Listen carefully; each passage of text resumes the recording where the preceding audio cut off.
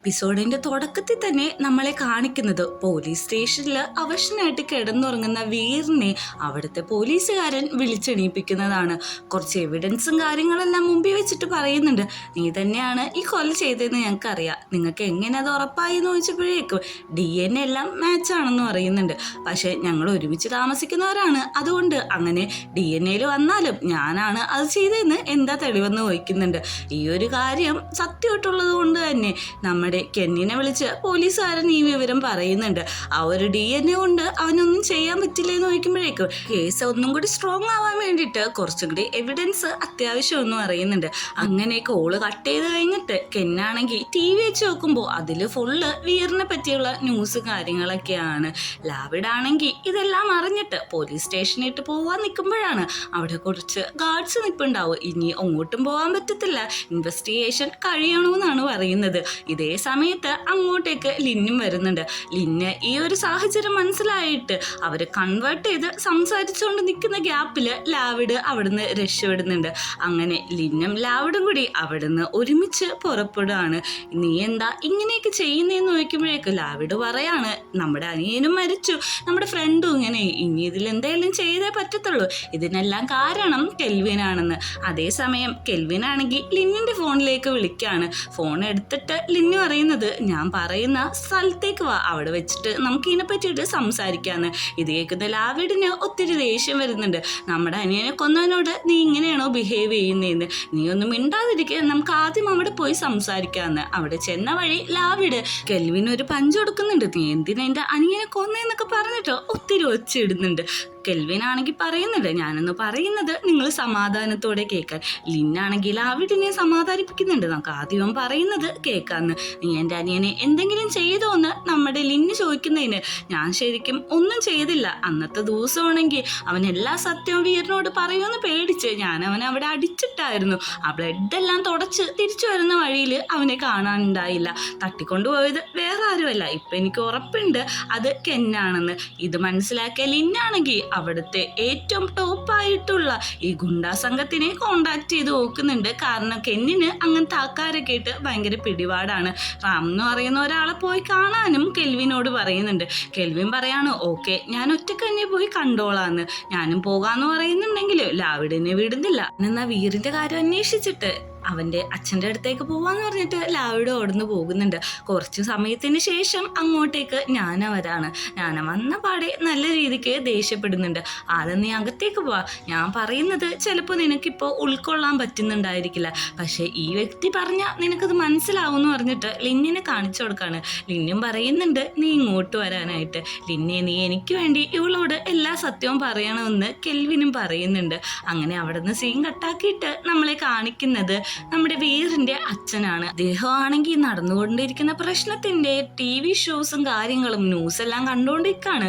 ലാവിഡും അദ്ദേഹത്തിന്റെ കൂടെ തന്നെയുണ്ട്. എനിക്ക് എൻ്റെ മോനെ എങ്ങനെയെങ്കിലും രക്ഷിക്കണം, എനിക്ക് കണ്ടേ പറ്റത്തുള്ളൂ, ആരാണ് എൻ്റെ മോനെ ചതിച്ചതെന്നും ഞാൻ ചോദിക്കുന്നില്ല, എത്രയും പെട്ടെന്ന് ഇതിനൊരു നീക്കുപോക്ക് ഉണ്ടാക്കണമെന്ന് പറഞ്ഞിട്ട് ലാവിഡും ഫാദറും കൂടിയാണെങ്കിൽ അവിടുന്ന് പോലീസ് സ്റ്റേഷനിലേക്ക് പോവുകയാണ്. നമ്മുടെ ഞാനെയാണെങ്കിൽ കാര്യങ്ങളെല്ലാം ലിന്നിൻ്റെ അടുത്തുനിന്ന് കേട്ട് മനസ്സിലാക്കുന്നുണ്ട്. ഇതൊക്കെ ഉള്ളതാണോ, ഇനിയും നമ്മൾ കെൽവിനെ വിശ്വസിക്കാമോ എന്ന് ചോദിക്കുമ്പോഴേക്കും ഒരു പ്രാവശ്യം കൂടി അവന് ട്രസ്റ്റ് ചെയ്യണമെന്ന് പറയുന്നുണ്ട്. പിന്നെ ഈ പ്രശ്നങ്ങളെല്ലാം അവസാനിച്ചതിന് ശേഷം നിന്റെ അച്ഛനും അമ്മയും എങ്ങനെയാണ് മരണത്തിന് കാരണമായെന്ന് ഞാൻ പറയാം, അത് കേട്ടിട്ട് നീ എന്നെ വെറുക്കരുതെന്നും ലിന്ന് കൂട്ടിച്ചേർക്കുന്നുണ്ട്. അങ്ങനെ കുറച്ച് സമയത്തിന് ശേഷം നമ്മുടെ ഭയങ്കര ഫ്രസ്ട്രേറ്റഡ് ആയിട്ട് ഒറ്റയ്ക്കാണ്. അങ്ങോട്ടേക്ക് ലിന്നുമായിട്ട് ഒരു ചോക്ലേറ്റ് പീസ് കൊടുക്കുന്നുണ്ട്. ഇത് കഴിച്ചാൽ മതി, സ്ട്രെസ് നന്നായിട്ട് കുറഞ്ഞോളൂ എന്നും പറയുന്നുണ്ട്. അങ്ങനെ നിൽക്കുമ്പോഴേക്കും ഞാൻ പറയാണ്, നമുക്കന്ന് ഒരു ഗെയിം കളിച്ചാലോന്ന്. എൻ്റെ ശരീരത്തിലെ ഏറ്റവും ഇഷ്ടപ്പെട്ട പാർട്ട് ഏതാന്ന് നോക്കുമ്പോഴേക്ക് ചെസ്റ്റിലാണ് തൊട്ട് കാണിക്കുന്നത്. നീ വിചാരിച്ച പോലെ അത്ര പാവമൊന്നുമല്ല എന്നൊക്കെ പറഞ്ഞിട്ട് ടീസ് ചെയ്താണ് ലിന്ന് ഇത് പറയുന്നത്. വെറുതെ ഇരിക്കും, ഇവിടെ വേറെ ആരെങ്കിലും കാണുമെന്ന് നമ്മുടെ ഞാനേം പറയുന്നുണ്ട്. എന്നാൽ നമുക്ക് ചോദ്യം ഒന്ന് മാറ്റാം, എൻ്റെ ഫേസിൽ എന്താണ് ഏറ്റവും ഇഷ്ടപ്പെട്ടതെന്ന് ചോദിക്കുമ്പോഴേക്ക് ലിന്നാണെങ്കിൽ അവളുടെ ലിപ്പിൽ കിസ് ചെയ്യാണ്. നീ കിസ് ചെയ്യാതെ ഉത്തരം പറയാൻ പറയുന്നുണ്ട്. പിന്നെ ലിപ്പി തന്നെ കിസ് ചെയ്യാണ്. ഇതിൻ്റെ ആൻസർ ലിപ്പാന്ന് നമ്മുടെ ഞാനൊക്കെ പയ്യാണ് കത്തുന്നത്. അങ്ങനെ അതൊരു ലോങ് കിസ് ആവുന്നുണ്ട്. ആ ഒരു സമയത്ത് തന്നെയാണ് കോളിംഗ് ബെല്ല് അടിക്കുന്നത്. രണ്ടുപേരും ഒന്ന് പേടിക്കുന്നുണ്ടെങ്കിലും പെട്ടെന്ന് തന്നെ ഓക്കെ പറഞ്ഞിട്ട് അങ്ങോട്ട് ചെന്ന് നോക്കാണ്. അവിടെയാണെങ്കിൽ പോലീസുകാരൻ നമ്മുടെ സർവന്റിനോട് സംസാരിച്ചുകൊണ്ടിരിക്കുകയാണ്. പക്ഷെ സർവന്റ് അതിനൊന്നും സമ്മതിക്കാത്ത ഒരു സിറ്റുവേഷൻ ആണ്. അങ്ങോട്ട് ലിന്നും ഞാനേം വന്നിട്ട് എന്താ പ്രശ്നമെന്ന് ചോദിക്കുന്നുണ്ട്. ഇവരൊരു സെർച്ച് വാറന്റ് ഉണ്ട്, ഞങ്ങൾക്ക് ഇവിടെ സെർച്ച് ചെയ്തേ പറ്റുള്ളൂ എന്ന്. ലിന്നത് വായിച്ചു നോക്കിയിട്ട് അപ്രൂവലും കൊടുക്കുന്നുണ്ട്. പെട്ടെന്ന് തന്നെ പോലീസുകാരൻ നമ്മുടെ ഞാനേനോട് ചോദിക്കുന്നുണ്ട്, നീ ആരാണ്, നീ എന്താണ് ഇവിടെ നിന്ന്? ഞാൻ ഈ ലിന്ന് മാഡത്തിന്റെ സെക്രട്ടറി ആണ്, അത് മാത്രമല്ല പേഴ്സണൽ ബോഡി ഗാർഡ് ആണ്. ഞാൻ മാഡത്തിനെ കാണാൻ വേണ്ടിയിട്ടാണ് ഇങ്ങോട്ട് വന്നേക്കുന്നതെന്നും പറയുന്നുണ്ട്. അവളൊന്ന് പെട്ടെന്ന് പാനിക് ആവുന്നുണ്ടെങ്കിലും പോലീസുകാരൻ അത് വേറൊരു രീതിയിലും തിങ്ക് ചെയ്യുന്നില്ല. പെട്ടെന്ന് തന്നെ കെന്നിനെ വിളിച്ചിട്ട് പറയാണ്, ഞങ്ങൾ കെൽവിന്റെ വീട്ടിലെത്തി, എന്തെങ്കിലും എവിഡൻസ് കിട്ടുകയാണെങ്കിൽ ഫോർവേഡ് ചെയ്യാന്ന്. ഇതേ സമയം നമ്മുടെ കെൽവിനാണെങ്കിൽ ആ ഗുണ്ടാ സംഘത്തെ കാണാൻ വേണ്ടിയിട്ട് ചെല്ലാണ്. റാം എന്ന് പറഞ്ഞ വ്യക്തിയാണ് ഇവരുടെയൊക്കെ തലവനായിട്ട് ഇരിക്കുന്നത്. നേരെ ചെല്ലുമ്പോഴേക്കും റാം എന്ന് പറഞ്ഞ വ്യക്തിയാണെങ്കിൽ പ്രാർത്ഥിച്ചുകൊണ്ടിരിക്കുകയായിരിക്കും. എന്തെങ്ങോട്ട് വന്നേന്ന് ചോദിക്കുന്നുണ്ട്. നീയും കെന്നുമായിട്ടുള്ള ഡീലൊക്കെ എനിക്കറിയാം, ഇപ്പൊ നീ ഡീൽ വെക്കാൻ പോകുന്നത് കിങ് ഗ്രൂപ്പ് ആയിട്ടാണ്. വീറിന്റെ അസിസ്റ്റന്റിനെ കൊന്ന ആളെ ഇങ്ങോട്ട് തരാമെങ്കിൽ നിനക്ക് ഞാൻ ആവശ്യത്തിന് പണം തരാന്ന് പറയുന്നുണ്ട്. പെട്ടെന്ന് അയാൾ ഷൂട്ട് ചെയ്യാൻ എണീറ്റിക്കുമ്പോഴേക്ക് നിനക്ക് എന്നെ കൊല്ലണമെങ്കിൽ കൊല്ലാം, പക്ഷെ ഒരു കാര്യം മറക്കരുത്, കിങ് ഗ്രൂപ്പ് ഒറ്റ പ്രാവശ്യമാണ് ഡീലിനൊക്കെ സമ്മതിക്കൂന്ന്. നീ എന്നെ കൊന്നോളാൻ പറഞ്ഞ് കുറച്ചും കൂടെ അടുത്തേക്ക് നിൽക്കുന്നുണ്ട്. നിന്റെ ധൈര്യം എനിക്ക് ഇഷ്ടപ്പെട്ടു, നമുക്കെന്നാ ഈ ഡീല് മുമ്പോട്ട് കൊണ്ടുപോകാന്ന് പറഞ്ഞ് റാമു അതിന് സമ്മതിക്കുന്നുണ്ട്. കാശിന്റെ മേലെ പരുന്തും പറക്കില്ല എന്ന് പറയുന്നത് ഇതാണ്. അങ്ങനെ എല്ലാം സെറ്റാക്കിയിട്ട് നമ്മുടെ കെൽവിന് അവിടുന്ന് പോകാണ്. ഇതേ സമയം ഇതെല്ലാം അറിഞ്ഞിട്ട് കെന്നു വിളിക്കുന്നുണ്ട്. കെന്നു വിളിക്കുമ്പോഴേക്ക് റാം പറയുന്നുണ്ട്, ഇനി ഈ ഒരു കാര്യം ചോദിച്ചിട്ട് ഇങ്ങോട്ട് വിളിക്കണമെന്നില്ല, ഞങ്ങള് കിങ് ഗ്രൂപ്പായിട്ട് ഒരു ഡീൽ ഇപ്പോൾ കോണ്ടാക്ട് ചെയ്തേക്കാണ്, അതുകൊണ്ട് തന്നെ നിന്റെ ആവശ്യമില്ലാന്ന്. ഇതെല്ലാം അറിഞ്ഞ കെന്നാണെങ്കിൽ നല്ല രീതിക്ക് ദേഷ്യം വരുന്നുണ്ട്.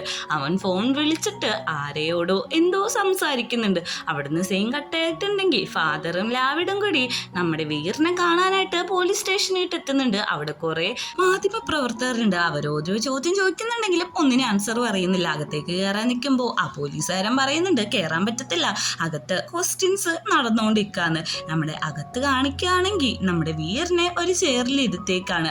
അവിടെ നിന്ന് ബാക്കി പോലീസുകാരന്മാരെല്ലാരും കൂടി അവനെയും കൊണ്ടുപോവുകയാണ്. നമ്മുടെ മെയിനായിട്ടുള്ള പോലീസുകാരൻ വീറിന്റെ ചെവി പറയുന്നുണ്ട്, മതി നിന്റെ സേവനം എന്ന് പറഞ്ഞിട്ട് ഒരു സൂചി എടുത്ത് അവന്റെ നെക്കിലേക്ക് തന്നെ കുത്തുന്നുണ്ട്. ആ സെല്ലില് അവൻ തൂങ്ങിച്ചത്ത പോലെ ഒരു ക്രിയേഷൻ നടത്തുന്നുണ്ട്. അവന് ശ്വാസം പോലും കിട്ടാതെ അവിടെ കിടന്ന് പെടയുകയാണ്. പയ്യെ പയ്യെ വീറിന്റെ ബോധവും നഷ്ടമാകുന്നുണ്ട്. അങ്ങനെ നമ്മുടെ കെൽവിനാണെങ്കിൽ ലലിറ്റിനെ കൊന്ന വ്യക്തിയോട് സംസാരിച്ചുകൊണ്ടിരിക്കുകയാണ്. നീ എന്തിനാ കൊന്നേന്നൊക്കെ ചോദിക്കുന്നുണ്ട്. എൻ്റെ ഒപ്പം വന്ന് സറണ്ടർ ആയിക്കോളാനൊക്കെ സംസാരിച്ചുകൊണ്ടിരിക്കുന്ന സമയത്താണ് അങ്ങോട്ടേക്ക് ഒരു ഷൂട്ടിന്റെ ഒച്ച കേൾക്കുന്നത്. ഈ ഒച്ച കേൾക്കുന്ന എല്ലാവരും ഓടുന്നുണ്ട്. ഗുണ്ടേനെയും നമ്മുടെ കെൽവിനെ രക്ഷിക്കാനായിട്ട് നമ്മുടെ കെൽവിന്റെ അസിസ്റ്റന്റ് കൃത്യസമയത്ത് അങ്ങോട്ടേക്ക് വരുന്നുണ്ട്. അയാളെയും പിടിച്ചു കയറ്റിയിട്ട് അവരവിടുന്ന് പോവുകയാണ്. പോകുന്ന വഴിയിൽ അസിസ്റ്റന്റ് പറയുന്നുണ്ട്, ഞാനൊരു പേപ്പേഴ്സിന്റെ കാര്യം ശരിയാക്കാൻ വേണ്ടിയിട്ടാണ് കെന്നിന്റെ അടുത്തേക്ക് എന്നത്. പക്ഷെ കെന്ന് ആരെയോ വിളിച്ചിട്ട് നിങ്ങൾ ഷൂട്ട് ചെയ്യാനൊക്കെ പറഞ്ഞു.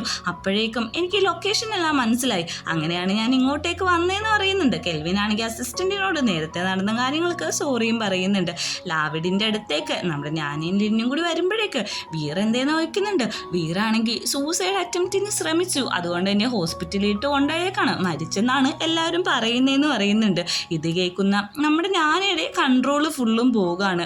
അങ്ങനെ രാത്രി ആവുമ്പോഴേക്കും കെൽവിനാണെങ്കിൽ അയാളെയും കൊണ്ട് പോലീസ് സ്റ്റേഷനിട്ട് വരാണ്. പോലീസുകാരെ വിളിച്ചിട്ട് പറയുന്നുണ്ട്, ഇയാളാണ് യഥാർത്ഥ പ്രതി, ഇനി വീറിന് വിട്ടുകൊടുക്കണമെന്ന്. പോലീസുകാരന്മാർ പറയുന്നുണ്ട്, നീ ഒന്ന് ശാന്തമാവ്, അവനിവിടെ ഇല്ല, ഹോസ്പിറ്റലിലാണെന്ന്. പെട്ടെന്ന് ലിന്നി കയറിയിട്ട് സംസാരിക്കുന്നുണ്ട്. എടാ ഞാൻ പറയുന്നത് നീ ആദ്യം ഒന്ന് കേക്ക്, നമ്മുടെ വീറില് അവൻ സൂസൈഡിന് ശ്രമിച്ചു, അവൻ ഇനി യാതൊരു ആയുസില്ലെന്നാണ് എല്ലാവരും പറയുന്നത്, 50-50 ആന്ന് പറയുന്നുണ്ട്. പെട്ടെന്ന് തന്നെ ഞാൻ ഒച്ചെടുക്കുന്നുണ്ട്, നീയാണ് അവനെ കൊന്നത്, നീ കാരണമാണ് അവൻ ഈ സ്ഥിതി വന്നേന്നല്ല.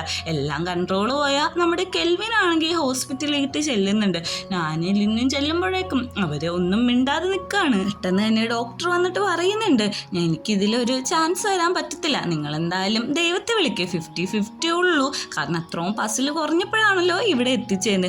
ഇത് കേട്ട് വരുന്ന കെൽവിനും തകരുന്നുണ്ട്. അച്ഛൻ പറയുന്നുണ്ട്, നീ ഇവിടുന്ന് പൊക്കോ, എൻ്റെ മോൻ്റെ മരണത്തിന് കാരണം നീയാണെന്ന്. പോലീസ് സ്റ്റേഷനിൽ നിന്ന് ഒരു കൂസലും ഇല്ലാതെ കുറച്ച് കഴിയുമ്പോൾ ആ ഗുണ്ട ഇറങ്ങിപ്പോകുന്നുണ്ട്. അവൻ്റെ മുമ്പിലേക്ക് ഒരു ടാക്സി വന്ന് നിൽക്കുന്നുണ്ട്. നീ റാമു പറഞ്ഞു വിട്ട ആളല്ലേ നോക്കിയപ്പോൾ അയാൾ അതേന്നും പറയുന്നുണ്ട്. പക്ഷെ ആ കാറ് പോകുന്നത് ആരും ഇല്ലാത്തൊരു സ്പേസിലാണ്. എന്തിനും ഇവിടെ നിർത്തിയെന്ന് നോക്കുമ്പോഴേക്കും ആ ഡ്രൈവർ തിരിഞ്ഞിട്ട് ആ ഗുണ്ടനെ അപ്പം തന്നെ ഷൂട്ട് ചെയ്ത് അങ്ങ് കൊന്നു കളയാണ്.